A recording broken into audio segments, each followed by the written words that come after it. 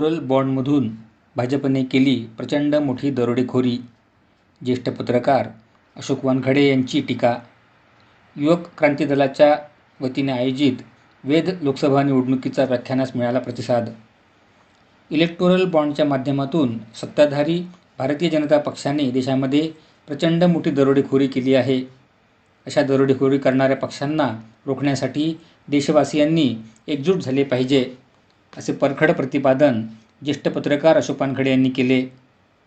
युवक क्रांती दलाच्या वतीने ज्येष्ठ पत्रकार अशोक वानखडे यांच्या वेध लोकसभा निवडणुकीचा या व्याख्यानाचे आयोजन करण्यात आले होते. रविवार दिनांक 17 मार्च रोजी सायंकाळी 6 वाजता कोथरूड येथील गांधी भवनामध्ये हे व्याख्यान पार पडले. कार्यक्रमाच्या अध्यक्षस्थानी युवक क्रांती दलाचे संस्थापक डॉ. कुमार सप्तर्षी हे होते. युवक क्रांती दलाचे कार्यवाह जांबुवंत मनोहर, मुस्कान परवीन बाबासाहेब, सुदर्शन चखाले, आप्पा अनारसे यांच्यासह संदीप तापकीर, श्याम तोडकर, डॉ. उर्मिला सप्तर्षी, डॉ. प्रवीण सप्तर्षी, अनवर राजन, प्रशांत कोठडिया, राहुल डंबाळे, राजन खान आदी उपस्थित होते. जांबुवंत मनोहर यांनी व्याख्यानाच्या आयोजनामागील भूमिका स्पष्ट केली. अशोक वानखडे यावेळी म्हणाले की देशावर कब्जा घेण्याचा प्रयत्न हाणून पाडला पाहिजे. भाजपकडून सत्तेचे लोणी खाण्यासाठी कोणत्याही स्तराला जाण्याचा वेडेपणा सुरू आहे. देशाला वाचवण्यासाठी पुन्हा लढाई लढण्याची गरज आहे. समाजामध्ये चाललेला वेडापणा आपण पुढे होऊन रोखण्याची गरज आहे.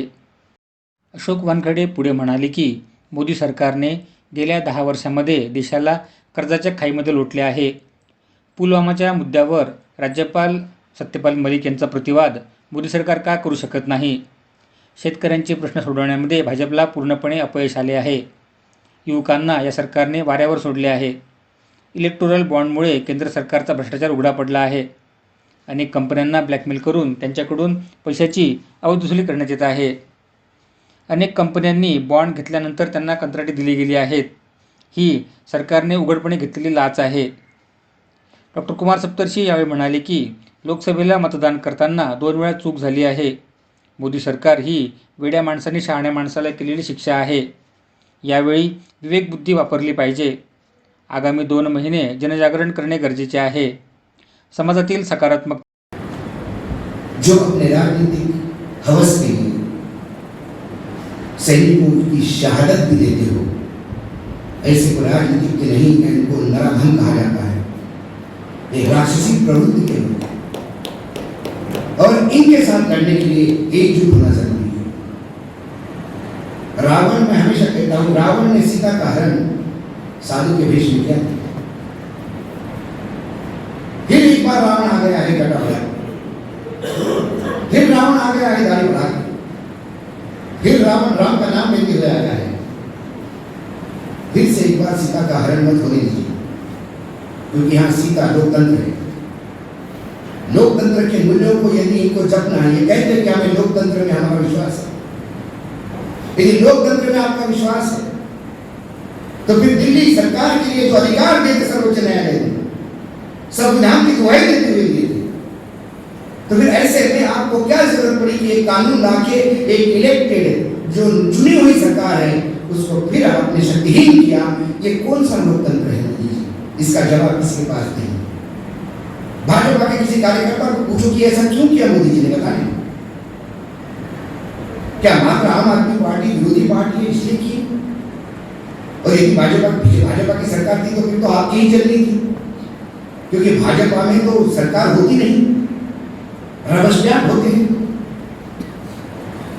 पपेट्स होते हैं, कलसूत्री बाहुली जरा म्हणतो आपण, और वही चलाते हैं. कौन सा मुख्य? आज अस्मिता की बात करते हैं, महाराष्ट्र की भूमि पे बैठे ऐसा नहीं. छत्रपति शिवाजी महाराज का नाम लेते एकनाथ शिंदे आते हैं. एकनाथ शिंदे को पूछना चाहिए कि क्या आपकी औकात है क्या महाराज छत्रपति शिवाजी महाराज का नाम लेने की? छत्रपति शिवाजी महाराज दिल्ली के तख्त को ललकार के आए थे. छत्रपति शिवाजी महाराज ने जीते जी दिल्ली को नचाया था. संभाजी महाराज ने अपनी शहादत दी, लेकिन दिल्ली के तख्त के सामने पूछ नहीं हिलाई. और आखिर दिल्ली का तख्त गड़ गया महाराष्ट्र के भूमि पर. यह है महाराष्ट्र की ताकत. ये सत्ता के लिए इतने भूखे हो गए चिल्लाते हैं और अपने आप को छत्रपति शिवाजी महाराज के वंशज कहते हैं। शर्म आनी चाहिए, और उससे ज्यादा शर्म हमें आनी चाहिए, क्योंकि हम लोग ढो रहे हैं। गलती इनकी नहीं। यदि इनको स्वाभिमान का नपुंसकत्व है इनमें, इंपोर्टेंट पीपल, इंटीग्रिटी इंपोर्टेंस आई है, यदि ये आई है तो इनको लाया किसने है सामने? आपने और हमने लाया है। ये मंगल ग्रह से तो नहीं लाए हैं। तो कहीं ना कहीं प्रायश्चित करने का समय है। इंसान गलती करता है, गलतियां हुई तो उसका प्रायश्चित करें। मैं शरद पवार जी के विचारधारा से बहुत प्रभावित नहीं रहता, लेकिन जब अजित पवार कहते कि शरद पवार आपने भी तो पार्टी के साथ दगा किया था, शरद पवार ने कांग्रेस के साथ दगा किया तो दिल्ली को ललकारते हुए किया था। उन्होंने दिल्ली के तख्त को ललकारा था, इंदिरा गांधी, राजीव गांधी को ललकारा था। वो ललकारने वाला चाहिए। क्या अजित पवार को आज जरूरत पड़ गई कि एक जिसके ऊपर तलवार का आरोप था, ऐसे नेता के सामने जाके हाथ जोड़ के खड़े हो जाते हैं? स्वाभिमान कुछ भी नहीं, कुछ भी नहीं। आपको सबसे भ्रष्ट कहा। आप जब सत्ता में थे तो लगातार आपके खिलाफ आंदोलन होते रहे, भ्रष्टतम पार्टी कहा। उसके बाद आपके पास जाते हैं और इसी गुना में आदरणीय गृहमंत्री कहते हैं कि दादा आप पहले क्यों नहीं आए? तो दिल्ली में कई लोगों ने पूछा पत्रकारों ने, इसके मायने क्या है कि दादा पहले क्यों आए? ऐसा मैंने बोला मुझे समझ तो नहीं रहा है, लेकिन मेरी थोड़ी समझ से मुझे इतना जरूर समझा है कि गुजरात में एक मधेपुरा बैंक कांड हुआ था, उसमें 1600 करोड़ रुपए का गबन हुआ था, भ्रष्टाचार घोटाला, और उसके डायरेक्टर आदरणीय अमित शाह थे। तो अमित शाह दादा को शायद यह बोल रहे होंगे कि दादा पहले क्यों नहीं है? आप तो 17,000 करोड़ वाले हैं, हम 16,000 करोड़ 1600 करोड़ वाले हैं। आप आते तो शायद हम 80,000 करोड़ तक का भी खेल कर सकते थे। लाखों लोगों को योग सिखाता है टीवी से, वैसे सबके हाथ दिखाता है। ये अपने भाषण में बताता है कि 1000 साल बाद देश कहाँ होगा, 1947 के बाद देश कहाँ होगा। मैं तो भाग रहा हूँ, देश का विकास मेरे साथ भाग रहा है। प्रधानमंत्री जी को बताना पड़ेगा, इतने तेज मत भागिए प्रधानमंत्री जी। आप तेज भाग रहे हैं, आपके पीछे विकास भाग रहा है, लोग पीछे छूट गए, लोगों को विकास ही नहीं दिख रहा है, ना आप लोगों के हाथ आ रहे हो, क्योंकि आप तो मन की बात करके निकल जाते हो। जन की बात सुनने के लिए आपके पास समय नहीं है। हमारे यवतमाल जिले में वो गए थे 2014 के चुनाव में, और चाय पे चर्चा करके उन्होंने बड़े आंसुओं से कहा था कि मैं किसान भाइयों के लिए कुछ करना चाहता हूँ, कपास की मंडियां यहाँ बड़ी बड़ी करना चाहता हूँ, आपकी आय दुगनी करना चाहता हूँ। अब वो किसान 2013 से लेकर 2024 तक नरेंद्र मोदी जी को ढूंढ रहे हैं। हम नरेंद्र मोदी जी इतने तेज भाग रहे हैं कि मेरे किसान पीछे पड़ गए, उनको मिल ही नहीं रहे। और आदमी की चमड़ी इतनी मोटी होती है, इसका भी बेमिसाल उदाहरण कहीं नहीं मिलेगा।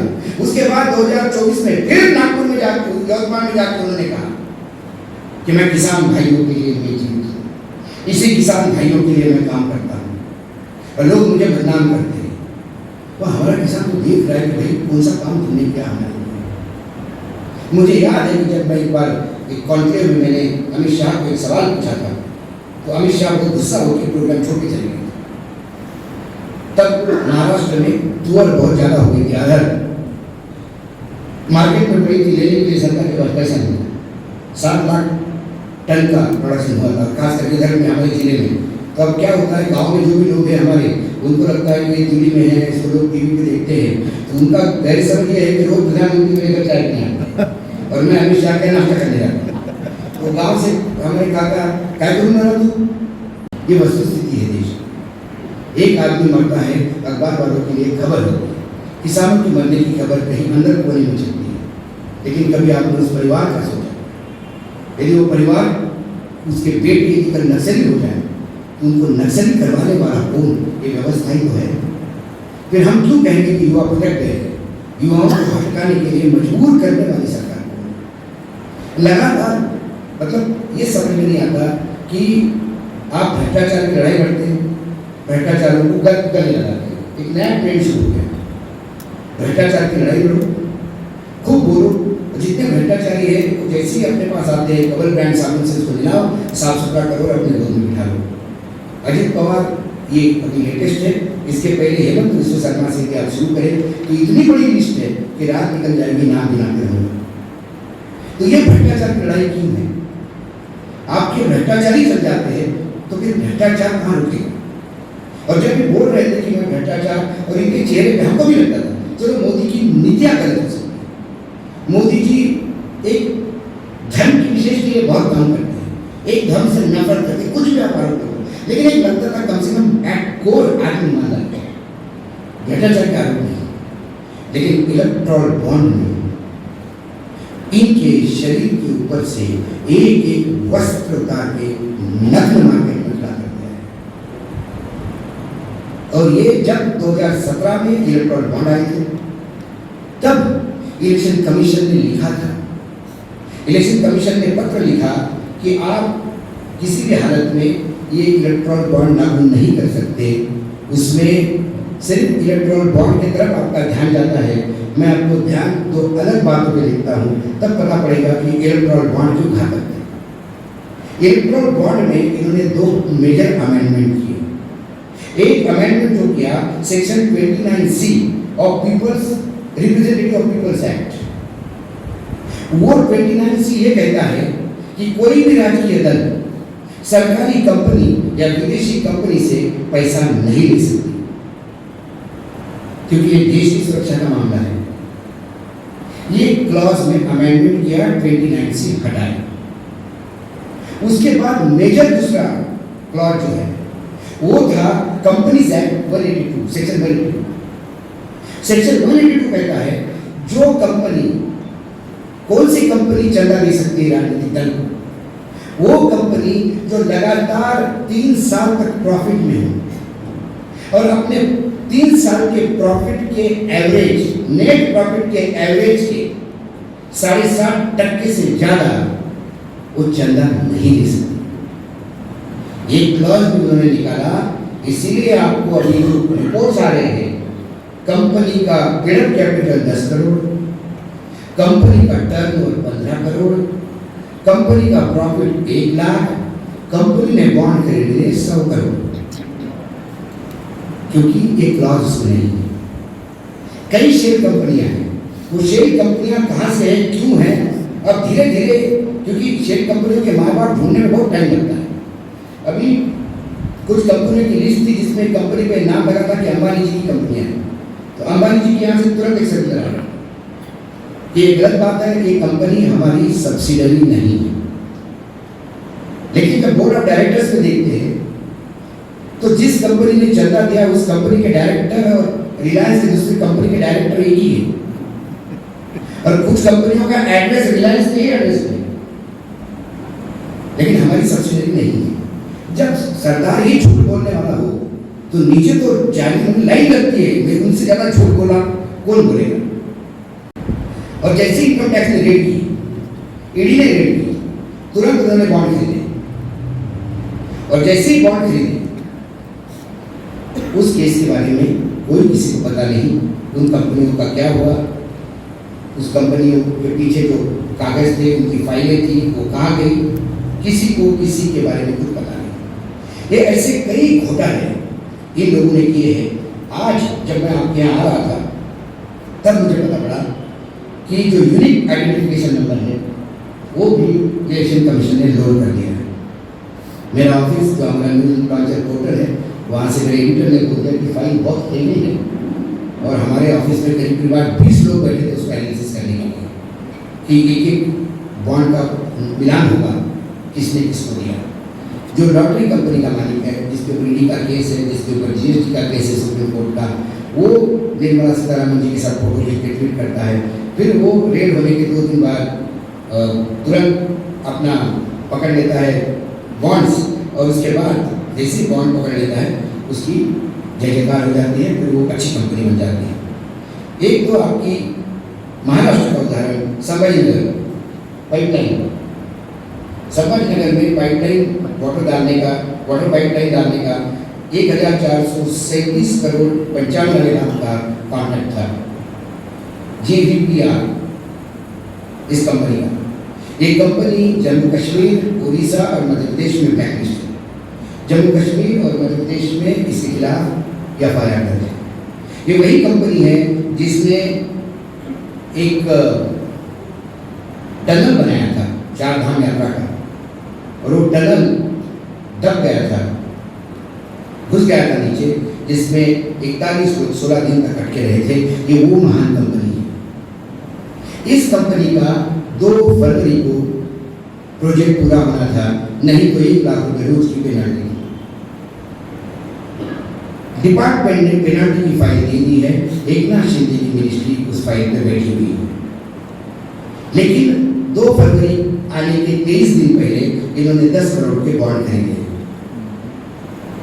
ये भी पता पड़ जाएगा कि कौन डकैत है जिसने महाराष्ट्र के जनता के टैक्स पे डका डाला है।